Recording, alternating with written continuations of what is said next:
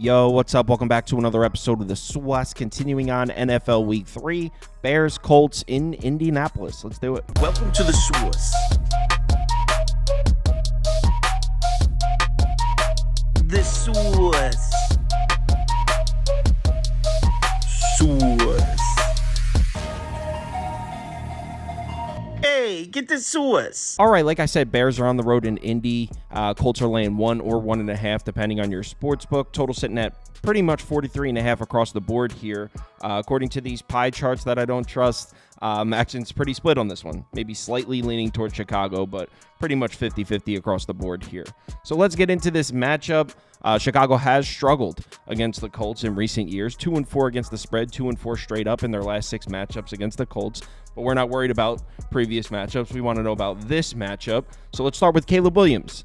And even though the Bears are 2-0 against the spread under his tenure, he himself has not performed well. I mean, amongst 33 qualified quarterbacks this season, Caleb Williams sits 28th or worse in the following categories: PFF passer grade, completion percentage, yards per attempt, passing touchdowns, big time throw rate, turnover worthy play rate, pressure to sack rate, and passer rating.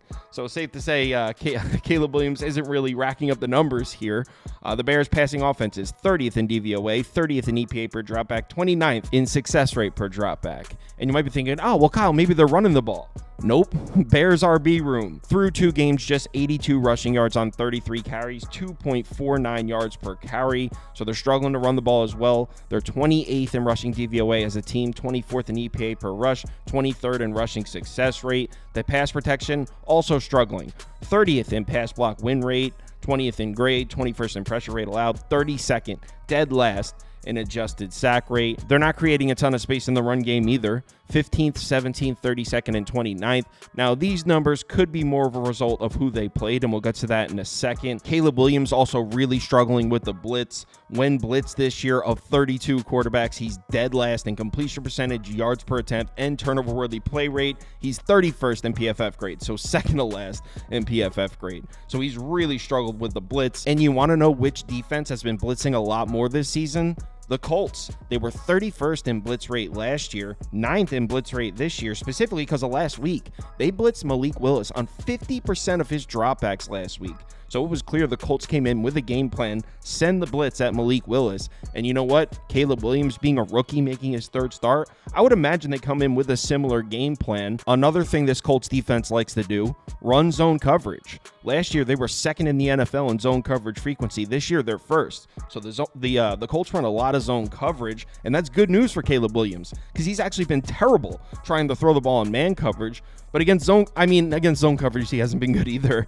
But he's been better. How about that? He's been much better against zone coverage. Over 60% completions, 4.19 yards per attempt is still bad. 61 passer rating. So yeah, I mean, he's been bad against zone coverage, but he's been really bad against man coverage. So the fact that the Colts run zone, I guess that is some good news for Caleb Williams. But I do have some really good news for Caleb Williams. The Colts defense has been terrible against the pass. They're 29th in passing DVOA, 29th in EPA per dropback, 20th in success rate. So the Colts have really struggled to defend the pass so far this season. And they're also struggling to pressure the quarterback.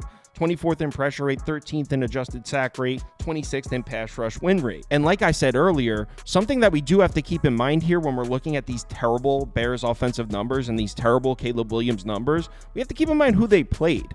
Houston and Tennessee. Those are 2 really good defensive fronts. In fact, these are 2 top 10 defenses, maybe even top 5 defenses. So we got to keep in mind who Caleb Williams has opened up his career against. 2 really good defenses. That is not the Indianapolis Colts at all. They are not a really good defense. And by the way, they're getting gashed on the ground as well. 350 rushing yards they've allowed already on 76 carries, 4.6 yards per carry. And it gets worse than that.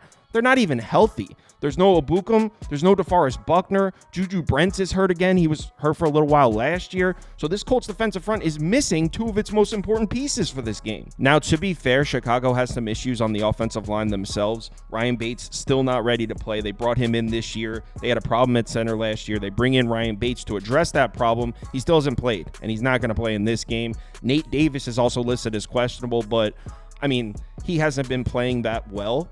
So I don't know how big of a loss necessarily that is. But the point is, and also there's no Keenan Allen as well. So the point I'm trying to make is we pointed at the Colts injuries on the defensive side. The Bears aren't really healthy themselves. So just to be fair, we should mention that. But again, if we're talking about the Bears offense and now we're talking about the Bears possibly running the ball in the Colts, we have to look at the run defenses that they've seen. These are last year's run defense DVOA metrics. The Titans were 10th. And by the way, this year they should be much better than that. They added pieces to that defense. They brought in Ernest Jones from the Rams. They brought in another linebacker. They drafted Sweat from Texas. They brought in Joseph Day from the Chargers. So this Titans defense was already a top 10 run defense last year, and they're loaded. They're going to be top 5. I wouldn't be surprised if they're a top 3 run defense this year. And same goes for the Texans. They were the second most productive run defense in the NFL last year. They brought in Matthew Judon. So the Texans might have even got better in this department as well. So again, we can point at the Bears' lack of rushing numbers so far this year. We have to keep in mind who they've played, and that's certainly not the Indianapolis Colts. They're sitting at 24th in run defense DVOA. So I know based on what we've seen so far, it seems crazy to say I expect the Bears to move the ball, but truly I do. I look, whether you like Caleb Williams, whether you dislike Caleb Williams, all of us have to agree this is by far the best opportunity he's had to make some plays in his young career. I think he's going to make some plays, and I think the Bears are going to be able to run the ball as well. Now let's flip it over to the other side and talk about Anthony Richardson. Good luck trying to get a read on this unit, this Colts offense. So Anthony Richardson, Proppy recalled this graphic the good. So what he means by that, big plays. One thing Anthony Richardson has done really well this year, big plays. 9th in yards per pass attempt, 7th in big time throw rate, 1st in ADOT, average depth of target, 1st in the NFL, 10th in pressure to sack rate. He's not taking sacks, he's making big plays. Great start, right?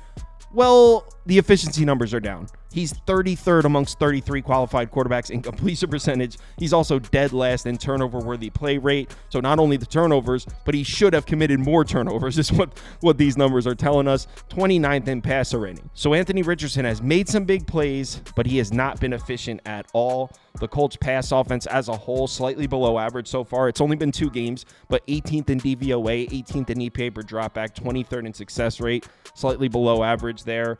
And this is a Bears defense that I think we have to admit this Bears defense might be pretty good. In their last 8 games dating back to last season, they've allowed 20 points or less in all 8 of them, averaging just 16.1 points allowed per game. So Chicago has not been getting scored on, and that dates back to the second half of last season. Look at the last 8 opposing quarterbacks stat line against the Bears. Just 61.9% average completion percentage, 6.5 yards per attempt, an average passer rating of 73, 1.4 to 1.8 touchdown to interception ratio. So opposing quarterbacks have not been able to have good days playing against the Chicago Bears recently. Now, I know some of you may have looked at last year's stats and said, Kyle, but the Bears pass defense wasn't good last year. And yeah, if we pull up their season-long numbers, 20th in DVOA, 19th in EPA, 13th in success rate. No, they were about an average pass defense last year. But check this out. They got cooked in the first few weeks of the season. One of the worst pass defenses in the NFL for the first 4 weeks of the season. From weeks 5 on, they were a top 10 pass defense. And they're off to a similar start this year. 8th in DVOA, 6th in EPA, 8th in success rate. So this Bears pass defense, we have enough data to declare it a good unit. This is a top 10 pass defense. We've seen it 8 to 10 games now. The second half of last year and the beginning of this year. This is a good pass defense. And you know what a huge part of that is? The pass rush. Last year, they were one of the worst pass rushes in the NFL, 31st in pressure, 32nd in pass rush grade, 25th in win rate. Look at this season, 9th, 5th, and 1st.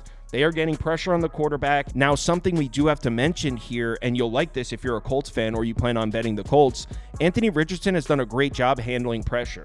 Amongst 32 qualified quarterbacks this year, 6th, 9th, 10th, 11th in YPA, pressure to sack rate, big time throw rate, passer rating. So Anthony Richardson has handled pressure well. You like to see that after looking at the Bears pass rush numbers. But as far as the Colts run game goes, I honestly don't know. Jonathan Taylor, very efficient against the Texans in the opener, couldn't do anything against the Packers in Green Bay in week 2. Anthony Richardson obviously makes plays with his legs. He's averaging 46.5 rushing yards per game, 9.3 yards per carry, so there's something. The Colts rushing offense as a whole has some nice looking numbers. 5th, 10th, and 6th in DVOA, EPA, and success rate. That's solid. But after watching that game in Green Bay, it's really hard for me to put any sort of faith in the Colts offense in any capacity. Throwing the ball, running the ball, anything. I mean, they were so bad in that game. And the Bears' run defense, flip a coin with that too. Against the Titans, 26 carries, 140 yards, 5.4 yards per carry. Titans ran all over the Bears.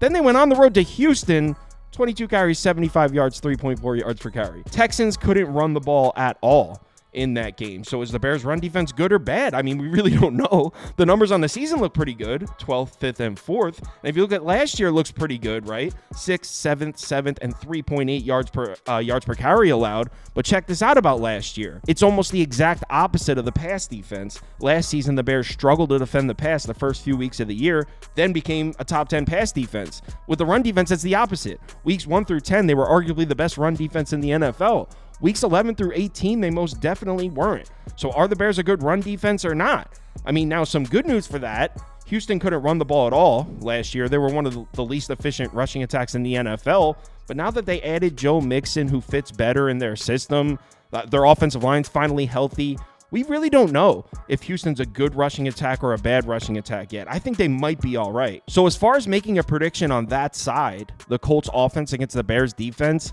I really don't know how to go about making a prediction. It feels really coin flippy to me. I feel like it could go either way. The only thing I like, the only angle I would say I feel confident about is I like the Bears offense to finally move the ball. So where does that leave us in terms of placing a bet? Well, we can go with the Bears and say, screw it. We like our angle. We like the Bears to move the ball and score points. If we're wrong and the Colts put up 40 and just score more, we'll take the loss. We can go with that. Or we can isolate it to what we like, just the Bears team total over. Chicago's team total is sitting at 21.5. You can get it at -105. I like that. Bears team total over 21.5.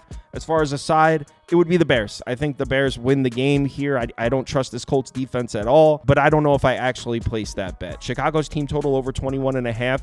That's a bet I think I'll place. So give me Bears team total over with a lean on Bears money line, Bears +1. If you want to see all the bets I currently have open, head over to KyleKirms.com and click on open bets. You'll see all my bets as well as everyone else on the staff here. So head over to the website if you're interested. And when you sign up, you get access to the Discord and you can participate in the weekly betting league. $150 and a trophy go to the winner every single week. So yeah, head over there if you're interested. Live show, 11 a.m. up to kickoff. 2 straight hours will be live going through every single game. If you're able to make it, we'd love to see you in the comments. Let's have ourselves a nice week 3. Remember to bet responsibly, and I'll talk to you in the Discord.